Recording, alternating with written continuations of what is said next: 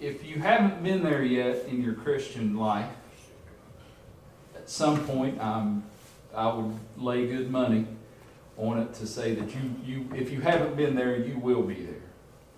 Go on, Zack. Sometimes you get to a point when you feel like, and this ain't the right way to feel, but we're human. You feel like you've done all that you can do for the Lord. Oh. You feel like you've tried to live the way He wants you to live and treat people the way He wants you to treat them. And it seems like no matter how much you've tried, no matter how much you've strived to be the kind of Christian that you know He wants you to be, it seems like the world is falling down around you. Yeah. You're right, Zack. Seems like nothing's going right. It seems like everything you've put your hope in is gone. It feels like God's a million miles away from you. It feels like He's forgotten all about you. Now, none of that's true, but that's how it feels sometimes. Oh, yeah. For Easter this year, we were trying to do songs that told the story of Easter through the eyes of the people who were there. And I looked and looked and looked and I thought, well, surely there's a song, there's that song, What Judas Didn't Know, and there's that really good song, Thomas, that Josh sang, and there's songs, Peter, that song that Dolly Parton used to do, that tells the story through the eyes of Peter. But I looked and looked and looked, and I couldn't find one that told the story through the eyes of Mary Magdalene. And I thought, oh, why has nobody written that? And then I guess it's because the Lord wanted me to do it. me and Jessica to do it. I'm telling you what, I feel this way about my Sunday school lessons, the same way I do about my songs. If you've never had the experience of teaching a Sunday school lesson and feeling like it has nothing to do, I know you know what it's like to preach. It has nothing to do with you. You feel like you were just the hand that wrote it down. I cried thinking about this song. If there was anybody that was following Jesus that felt betrayed on Good Friday night, it had to be Mary Magdalene. Come on, Zack. Mary Magdalene, when she first met Jesus, was possessed with 7 devils, the Bible tells us. No doubt in torment day and night in the grips of the most severe mental illness that anybody could have. But when Jesus came on the scene, He spoke peace to her life. He cast those demons out, and she was different. Amen. She left everything that she had to follow this man that had wrought that miraculous change in her life. She wasn't one of the 12 disciples that we read about, but from what we know, she was right there with them. Everywhere they went, Mary Magdalene was there. One of Jesus' closest friends that He had when He walked the earth. Mary and her sister Martha and their brother Lazarus. Close enough that Jesus stayed with them. Yeah. That when Lazarus fell sick, they said, well, we know what we got to do. Call for Jesus. Yeah. He will help. And when Jesus finally arrived at the house there, Lazarus was already dead. Mary still faithful to Jesus. Not, you could tell she was sad, but she wasn't angry or upset with Jesus. And she was there when she heard Him speak to Martha and say, I am the resurrection and the life. She heard Him say those words. She was there when her brother was dead, without a doubt, dead, in the tomb. She was there when Jesus spoke. All He had to do was speak. And her brother came forth out of the grave. She saw His resurrection power. Yeah. You're right. Mary had invested everything in her life into this man named Jesus. You're right, Zach. But then just a couple weeks after she saw him raise her brother from the dead, she saw the religious people come and take Jesus away. And no doubt this whole time she was like a lot of his other disciples. She was expecting him to make some kind of miraculous work and deliver himself out of the hands of these people and establish himself as that Messiah that she believed he was. That he would raise himself up and be the king that Israel was looking for. But she was there as he was carried to Pilate's hall, and she was there as they lied on him. She was there as he suffered that shame of a trial. That she was there as he was wrongfully sentenced to death. She was there as she watched the Roman soldiers beat him to within an inch of his life. She was there as they forced that beam on his back and forced him to drag it through the city of Jerusalem to that hill outside town. She was there as they laid him down on the cross and drove nails through his hands and his feet. She watched as they erected that cross and he had to hang there in shame and misery between those two thieves. She watched him spit on him. She watched him make fun of him. She watched as they lifted that sponge full of vinegar to his mouth, one final just jab at him, one final disrespect to him, and she watched Jesus say, "It is finished," and give up the ghost, and she watched him die. Come on, Zach. As dead as anybody had ever been, she watched him die.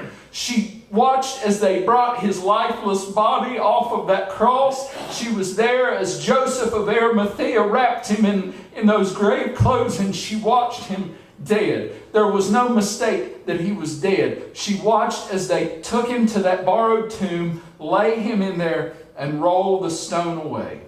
Or roll the stone in front of the door. And Mary, no doubt, who had left everything and had given everything to follow Jesus, felt so betrayed. He told me, she might have said, he told me that if I would believe in him, I would never die. I heard him say that over and over again. How is he going to save me now if he's dead? And I thought about how Mary must have felt that next day. All that next day, Saturday. Saturday is probably to me the most interesting day of Easter week because nothing happens. Nothing happens on Saturday. Peter is in his despair from betraying the Lord. My Lord.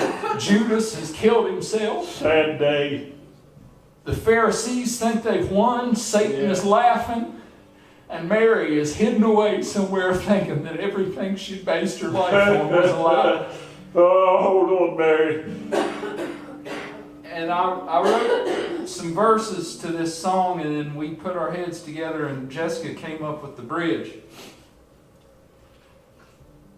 And we imagined this as a conversation Mary might have had years later with somebody who came to Christ, and maybe they didn't know him the way she did, in the flesh. And maybe they came to Mary one time and said, "Mary, I'm doing my best. I'm trying to live the way I know he wants me to do, and it seems like everything is just in shambles." And I believe Mary could have looked at him and said, let me tell you a story. Let me tell you a story about one time I felt that way too.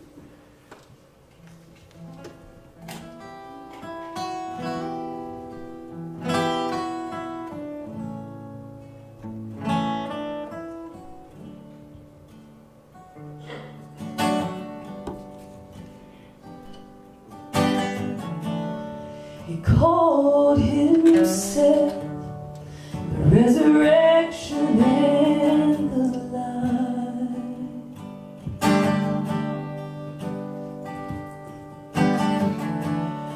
I watched him raise the dead, give the blind back their sight.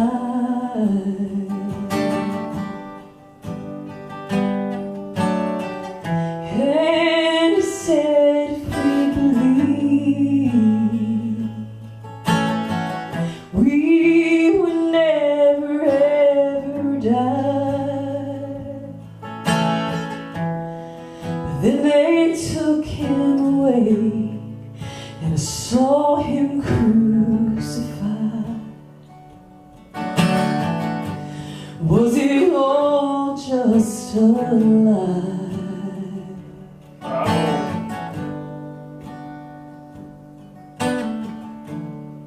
We laid him in the tomb, and then we hid ourselves away.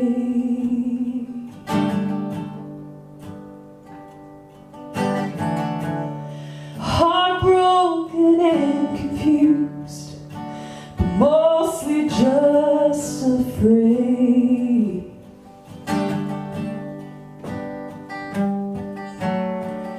And I struggled to remember how he taught us to pray. Oh, it seemed just like the words had all vanished away. But oh, I wanted to have faith. Yeah.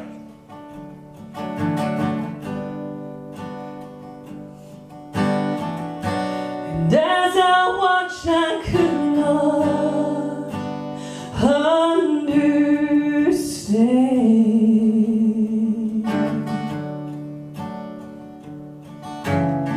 'cause I felt the healing in those bleeding hands,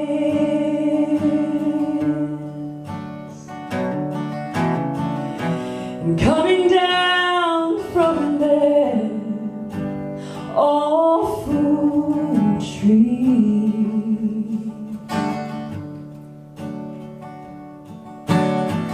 Had to be easier than saving me.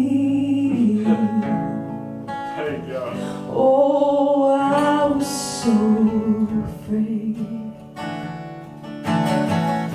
but oh, I wanted to have faith.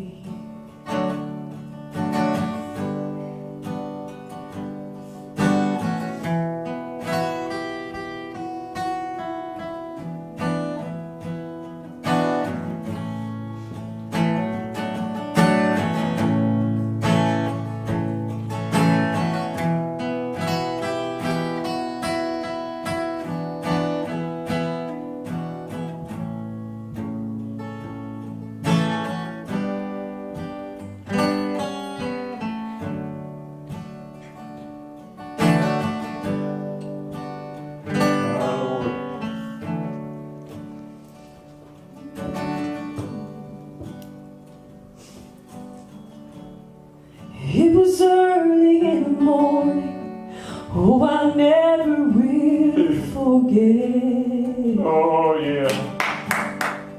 Thank God. I went down to the garden Oh, to my. pay my last respect.